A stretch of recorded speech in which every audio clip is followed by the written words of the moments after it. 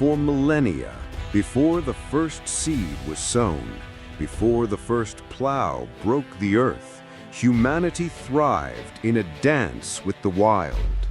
For millennia, before the first seed was sown, before the first plow broke the earth, humanity thrived in a dance with the wild.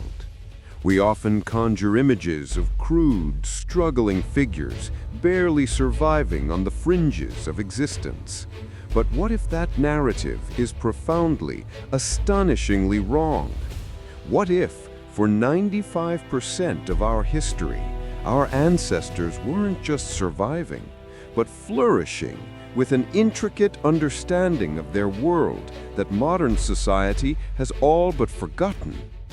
Imagine a world teeming with abundance, where every plant, every animal, every subtle shift in the wind was a chapter in a living encyclopedia.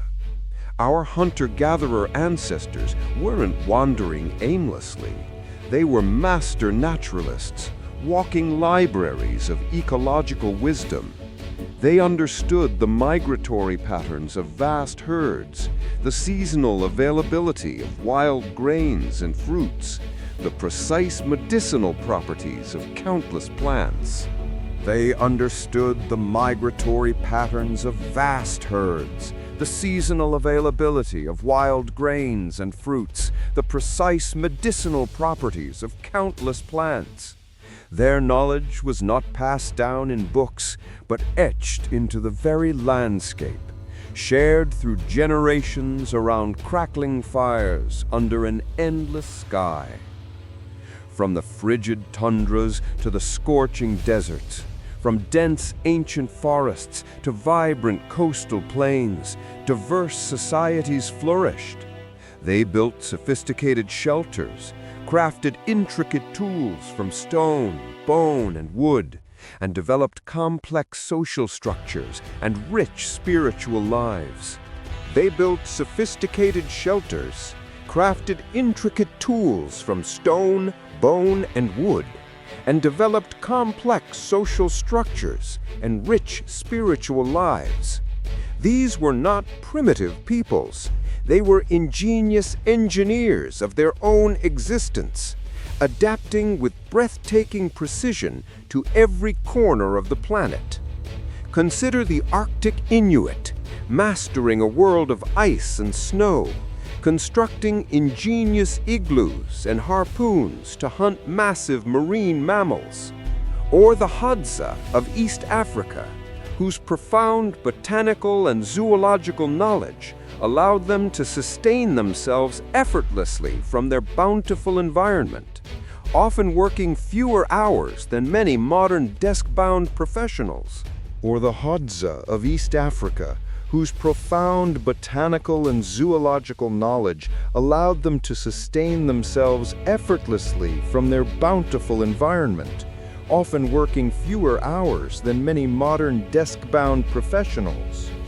These societies practiced a radical form of sustainability, living within the Earth's carrying capacity, taking only what they needed, ensuring the cycles of life continued unbroken.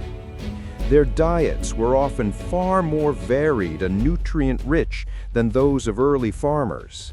Their physical health robust and resilient, free from many ailments that plague settled agricultural communities. We look back with a sense of pity, perhaps, but perhaps we should look with awe at their profound connection to the earth, their incredible resilience, and their astounding ingenuity. They were not waiting for agriculture. They were living a different, perhaps even richer, kind of civilization. They were the original architects of human flourishing, their blueprint written not in stone cities, but in the sustainable rhythm of life itself. The story of human civilization doesn't begin with the plow. It begins long, long before. So, If our ancestors were such ingenious engineers of their own existence, so adept at flourishing within the wild, how on earth did we ever stumble into the arduous, back-breaking commitment of farming? It wasn't a sudden revelation, a single brilliant inventor suddenly conceiving the plow. No, the story of the first seed is far more subtle, more accidental, and arguably more astonishing. Imagine for a moment the landscape of the Fertile Crescent some 12,000 years ago. Not a land of vast cultivated fields, but a wild Eden. Here, amidst the rolling hills and ancient rivers, grew wild grains in astonishing profusion, ancestors of our modern wheat and barley, swaying gently in the wind. Hunter-gatherers, keen observers of their environment, would regularly visit these abundant patches during harvest season. They'd collect the seeds, grinding them for flour, a vital supplement to their diverse diets. But as they gathered, as they moved, seeds inevitably fell. Some near their temporary camps, others along their well-trodden paths. And in these disturbed, often richer soils, a curious thing happened. These scattered seeds often germinated, growing more robustly than their wild cousins. Perhaps a camp was abandoned, only for its inhabitants to return months later to find a small patch of these desirable plants thriving right where they had left their waste, near their hearths. Could it be that simple? A dropped seed, a cleared patch of ground, an observation. Over generations, the most productive plants, those with larger seeds, those that didn't scatter their grain at the slightest touch, would have been unconsciously favored. Hunter-gatherers might have started clearing weeds around these preferred plants, maybe even protecting them from grazing animals.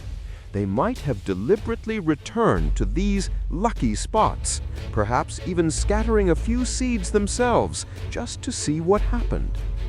The first seed wasn't planted by a farmer with a grand vision. It was likely placed by a gatherer, perhaps idly, perhaps experimentally, driven by an almost childlike curiosity, or simply by the desire to make the next harvest just a little easier. It was a tiny, tentative step, born not of desperation, but of abundance and observation. A whisper of an idea planted in the soil that would irrevocably reroute the entire course of human history, transforming us from nomads to settlers, from wild wanderers to the architects of civilization itself. This wasn't just planting a seed. It was planting the future. After the monumental leap of sowing the first seed, a new, utterly daunting challenge emerged: water. Life-giving, yet utterly capricious, the rivers and rains were untamed forces, dictating feasts or famines with ruthless indifference. How could these fledgling agriculturalists, armed with little more than sharpened sticks and an unyielding will, possibly bend nature's most fundamental resource to their will? It seems frankly preposterous, a task for gods, not men. Yet they did. Imagine the Mesopotamian plains, baked under an unforgiving sun, awaiting the annual transformative deluge of the Tigris and Euphrates. Early farmers didn't just passively observe, they learned with an almost supernatural intuition. They saw the floods not merely as destroyer, but as creator, depositing nutrient-rich silt. With astonishing foresight, these pioneering communities began to carve rudimentary channels, not to divert the entire river, but to ingeniously guide the floodwaters into shallow, interconnected basins. These immense hand-dug reservoirs would then trap the receding water, allowing it to slowly seep into the parched earth, depositing its fertile bounty as it went. These immense hand-dug reservoirs would then trap the receding water, allowing it to slowly seep into the parched earth, depositing its fertile bounty as it went. The sheer coordinated scale of this effort, requiring entire communities to dig and maintain these vast networks, is nothing short of bewildering. And then there was the eternal, maddening quest to lift water up. Picture a single farmer standing by a riverbank, staring at a nascent field just slightly too high for the natural flow. What brilliant, bewildering spark ignited the idea of the shadoof? A simple lever, a counterweight, a bucket. Yet this elegant machine, seen today in forms virtually unchanged for millennia, was a revelation. With rhythmic precision, water could be scooped from a low source and emptied into a higher ditch, defying gravity, one precious bucket at a time. It's a testament to human ingenuity so profound, so utterly elegant in its simplicity, it feels almost magical. From these humble, astounding beginnings, the vision expanded with dizzying speed. Across the Nile, Egyptians perfected basin irrigation, but also developed sophisticated systems of dikes and canals to manage the very lifeblood of their civilization. In the distant Indus Valley, and later in China, intricate networks of channels spread like veins across the landscape, delivering water with unprecedented efficiency to vast fields. They weren't just digging ditches, they were, with stunning audacity, engineering entire ecosystems, transforming barren lands into agricultural empires. These early water engineers weren't kings or emperors, nor were they solitary geniuses, but communal pioneers whose collective effort beggars belief. They measured the seasons with uncanny accuracy, understood the soil with innate wisdom, and collaborated on a scale that defies our modern understanding of primitive societies. They measured the seasons with uncanny accuracy, understood the soil with innate wisdom, and collaborated on a scale that defies our modern understanding of primitive societies. They didn't just survive the relentless whims of nature, they thrived, transforming vast deserts into verdant breadbaskets, all by deciphering the secret language of water and, impossibly, rewriting its very rules. The audacity of it, the sheer improbable genius. It is one of history's most astounding, least celebrated triumphs. They didn't just tame the waters, they unlocked the very possibility of civilization itself, paving the way for everything that followed. Having, against all odds, bent the very waters to their will, these early agriculturalists stood on the precipice of an even more bewildering transformation. The ceaseless nomadic wandering, the very rhythm of human existence for millennia, was about to be shattered. Why trek across vast landscapes, following game or seeking wild grains, when the earth beneath your feet, meticulously tended, now promised a bounty? The audacity of the idea, to stop, to stay, to stake a claim not just for a season, but for generations. It feels, doesn't it, almost lazy in its genius, but it was anything but. Imagine a scattering of temporary huts made of reeds and mud, clustered near a newly irrigated field. Then a few more, perhaps a communal storage pit, dug deep into the earth, its contents a testament to their foresight. Each year, the same plot, the same carefully managed water, the same incredible harvest. And with each successful season, the roots grew deeper, metaphorically and literally. The ephemeral became permanent.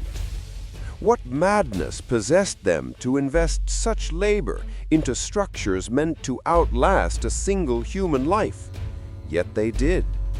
From these initial humble clusters, something entirely unprecedented began to emerge: the village. Not a temporary encampment, but a planned, enduring entity. Picture the earliest homes, round perhaps, made of wattle and daub, plastered smooth, designed not to be packed up, but to endure. Think of the sheer, coordinated effort needed: felling trees for timbers, digging foundations, mixing clay, curing bricks. It's an architectural feat of bewildering scale for communities without specialized trades. It speaks of a collective vision, a shared belief in a future that simply hadn't existed before. As more families settled, the village grew. Houses pressed closer, forming defensive walls against the wild world outside, or perhaps against rival groups drawn by the promise of their prosperity. As more families settled, the village grew. Houses pressed closer, forming defensive walls against the wild world outside, or perhaps against rival groups drawn by the promise of their prosperity. As more families settled, the village grew. Houses pressed closer, forming defensive walls against the wild world outside, or perhaps against rival groups drawn by the promise of their prosperity. As more families settled, the village grew. Communal hearths became shared ovens. Suddenly, there were granaries, vast structures designed to protect the harvest from pests and flood, their bulging sides a symbol of stored wealth and collective security. Paths became roads. Communal hearths became shared ovens. Suddenly, there were granaries, vast structures designed to protect the harvest from pests and flood, their bulging sides a symbol of stored wealth and collective security. This surplus, this unimaginable luxury, allowed for specialization. No longer was every hand needed in the fields. Some could focus on crafting tools, others on weaving textiles, still others on the profound, bewildering task of keeping records. This surplus, this unimaginable luxury, allowed for specialization. No longer was every hand needed in the fields. Some could focus on crafting tools, others on weaving textiles, still others on the profound, bewildering task of keeping records. No longer was every hand needed in the fields. Some could focus on crafting tools, others on weaving textiles, still others on the profound, bewildering task of keeping records. The sheer organizational genius required to manage this burgeoning complexity is frankly astounding. Who decided where the new house would go? Who arbitrated disputes? Who ensured the irrigation channels were maintained or the communal granary was secure? It wasn't a king, not yet. It was an emergent order, a social contract forged in the crucible of shared labor and mutual dependency. The collective became the cornerstone. The individual, while still vital, now existed within a larger, self-sustaining organism. witnessed the birth of complex societies, not with a bang, but with the quiet, determined laying of one mud brick upon another. The earliest villages, like Çatalhöyük or Jarmo, weren't just collections of houses. They were living, breathing monuments to human audacity. They were the world's first sustained urban experiments, laboratories of social innovation, the improbable nurseries where the very concept of civilization was first conceived. The shift from mobile bands to rooted communities wasn't merely a change in address, it was a revolution of the soul, a redefinition of what it meant to be human. From a few scattered seeds, they didn't just grow food, they grew the future. And it is, quite simply, astonishing.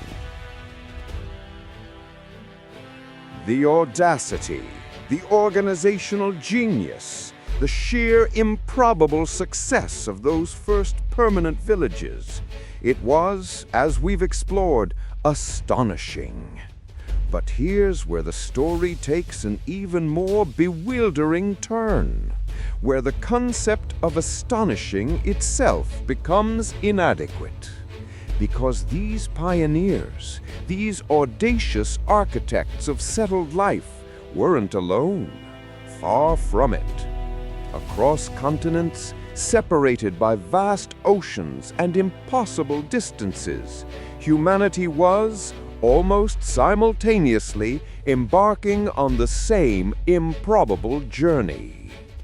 Imagine, if you will, the Earth itself, a canvas upon which different brushstrokes of ingenuity were being painted.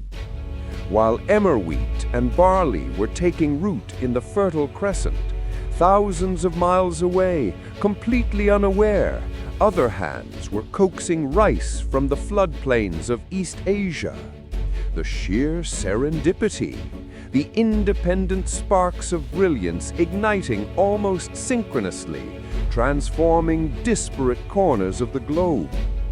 Look to the Americas, where maize, a plant so meticulously engineered from a wild grass called teosinte, it borders on botanical wizardry, became the cornerstone of entire civilizations. A plant so meticulously engineered from a wild grass called teosinte, it borders on botanical wizardry. And in the Andean highlands, potatoes, utterly unique in their adaptation to unforgiving altitudes, emerged as a staple feeding empires perched high in the clouds. These weren't mere discoveries. They were acts of profound collective invention, each tailored to its specific environment. Travel to Africa, where sorghum and millet, hardy and resilient, were domesticated, forming the agricultural bedrock for diverse cultures across vast savannas. Think of the unique challenges, the varied climates, the different wild species, and yet the same fundamental leap, from foraging to cultivating, from passive consumption to active production.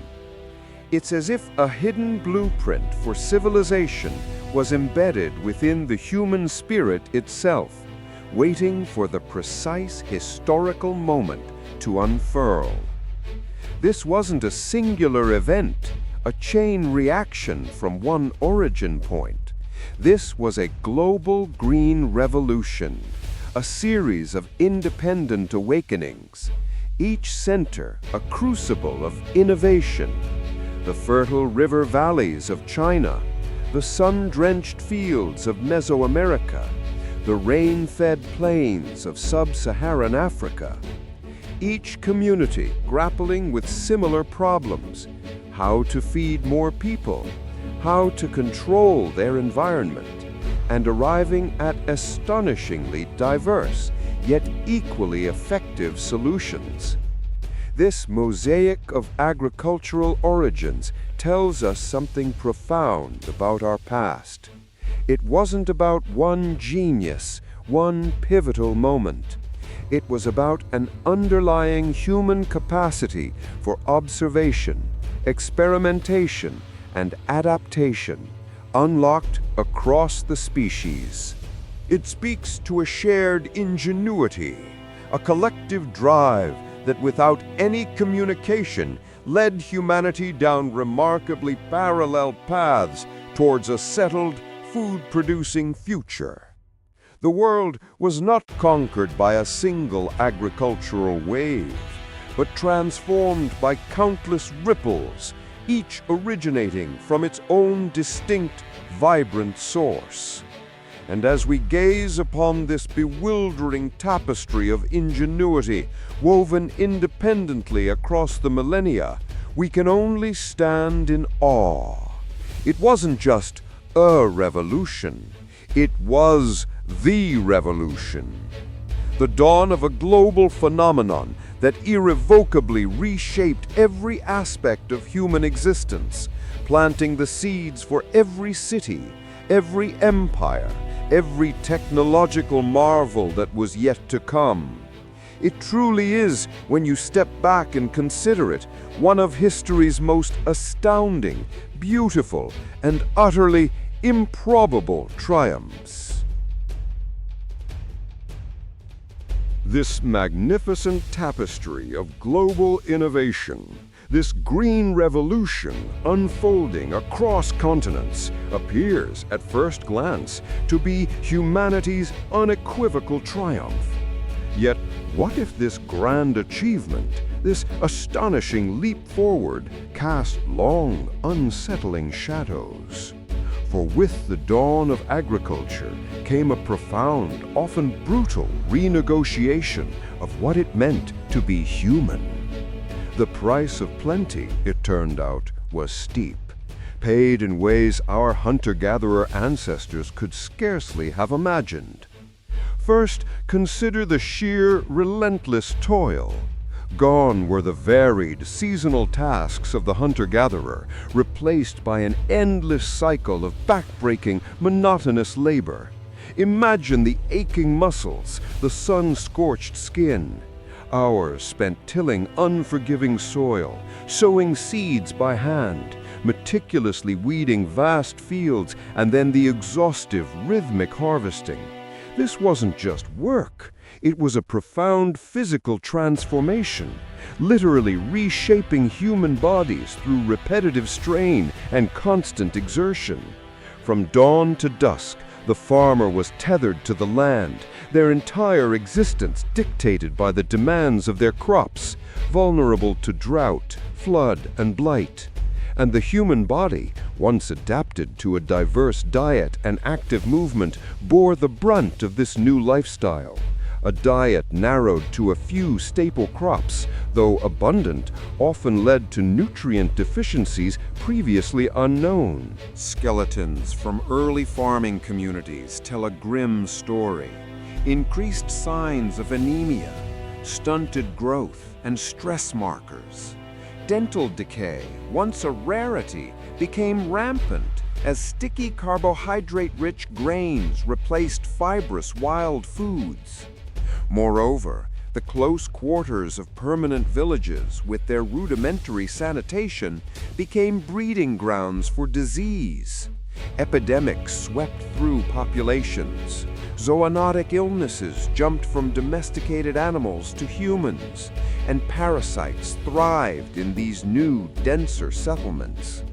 Life expectancy, paradoxically, often decreased in the immediate wake of agricultural adoption. Then there's the subtle yet seismic shift in social structure. With surplus came possession. With possession, power. The egalitarian bands of foragers, where resources were often shared, gave way to stratified societies. Who controlled the granaries? Who owned the most fertile land? Disputes needed resolving. Defend property and organize communal labor. Leaders emerged, chiefs, priests, warriors, to manage disputes, defend property, and organize communal labor. This new abundance necessitated hierarchy, creating distinct classes, from the ruling elite adorned with symbols of their status, to the common laborers whose sweat produced the wealth, and the enslaved who were forced to contribute. Wealth inequality, a concept alien to most nomadic groups, became a defining characteristic of settled life. The very concept of community morphed. While cooperation was essential for large-scale projects like irrigation, the seeds of conflict were also sown. Territorial disputes over prime farmland, raids for stored food, and the defense of burgeoning villages became constant anxieties. The communal hearth of the hunter-gatherer was replaced by the fortified walls of a nascent town. It wasn't a utopian vision, but a complex, often brutal bargain. A profound trade-off for survival, perhaps, but one that irrevocably reshaped human destiny in ways both glorious and profoundly challenging.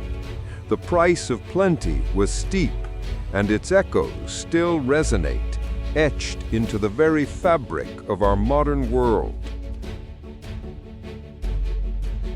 So, we've explored the profound, often challenging bargain struck with the land, the aches, the diseases, the hierarchies, a heavy price for the seeming promise of security.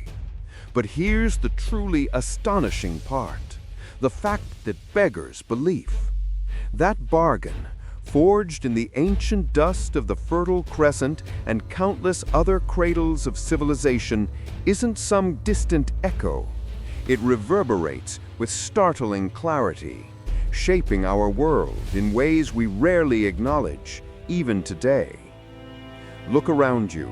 The very structure of our cities, the foundations of our economies, the foods on our plates, even the rhythm of our daily lives, they are all, incredibly, descendants of those first furrowed fields. The logic of agriculture, of surplus and storage, of property and defense, laid down the blueprint for virtually every complex society that followed. From the earliest granaries safeguarding community wealth to today's global supply chains, the fundamental principles remain eerily the same. Consider the landscape itself, the terraced fields carved into mountainsides by Incas, the intricate rice paddies of Asia, the sprawling wheat fields of the American Midwest. These aren't merely picturesque scenes. They are living testaments, literally sculpted by the hands of countless generations, a continuous dialogue between humanity and the earth, spanning millennia. The very notion of land ownership, of borders, of nations, sprang from the fixed abodes and defended territories that agriculture demanded. And the human story? We are still creatures of the soil. Our modern diet, for all its diversity, is still overwhelmingly reliant on a handful of staple crops first domesticated thousands of years ago. The rhythms of sowing and harvesting, though mechanized, still underpin global markets. The fundamental division of labor, the hierarchical structures, the constant negotiation between individual desire and communal need, these are the enduring, often uncomfortable legacies of that initial revolutionary choice. It's an utterly mind-boggling realization that a decision made by our distant ancestors, an experiment with a few wild grains, could so utterly define the trajectory of an entire species. We stand on the shoulders of these ancient farmers, their choices etched into our genes, our societies, our very concept of civilization. We are, in essence, still tending their fields, heirs to a legacy so vast, so pervasive, that its true depth remains an eternal source of wonder and perhaps a cautionary tale. What astonishing forces did they unleash, those first cultivators? And what will our legacy be to the soils of tomorrow? The discovery of those fortuitous patches of self-sown grain was merely the opening act in a saga of human ingenuity. Once the observation was made, once that whisper of an idea took root, the ancient mind began to stir, asking, how can we make this happen more reliably? How can we improve upon nature's generosity? This wasn't about a sudden flash of genius, but a slow, deliberate dance of iteration, observation, and transformation. Our ancestors, those master problem solvers, began to look at their surroundings with new eyes. A sturdy branch, once just a walking stick, became a digging tool, used to loosen the soil, preparing a better bed for those precious seeds. A sturdy branch, once just a walking stick, became a digging tool, used to loosen the soil, preparing a better bed for those precious seeds.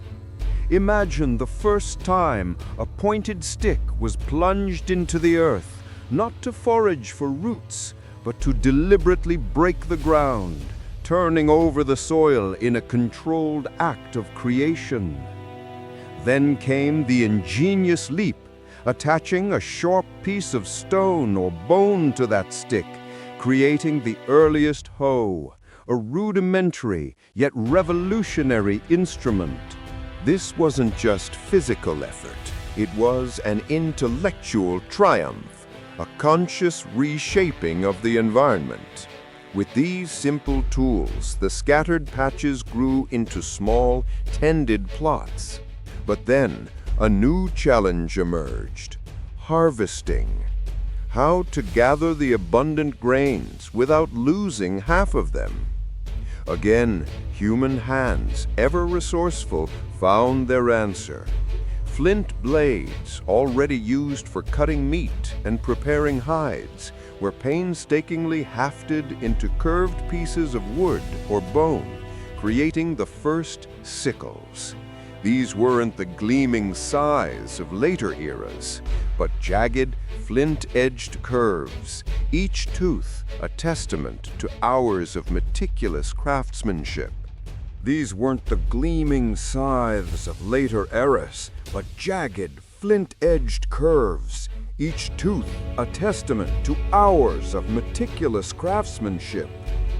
Think of the rhythmic swish as these early sickles swept through stalks of wild wheat, the grain falling into baskets, not onto the ground.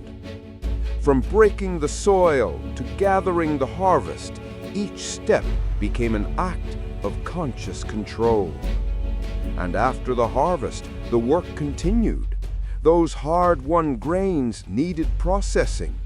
Simple stones, used for millennia to crack nuts, were refined into grinding stones, turning tough kernels into life-giving flour. Simple stones, used for millennia to crack nuts, were refined into grinding stones, turning tough kernels into life-giving flour. And after the harvest, the work continued. Those hard-won grains needed processing. These were not just tools, they were extensions of human ambition, the very levers that would begin to lift humanity towards an unprecedented future, transforming us from participants in nature's bounty to its first hesitant engineers. We were no longer simply adapting, we were actively designing our world.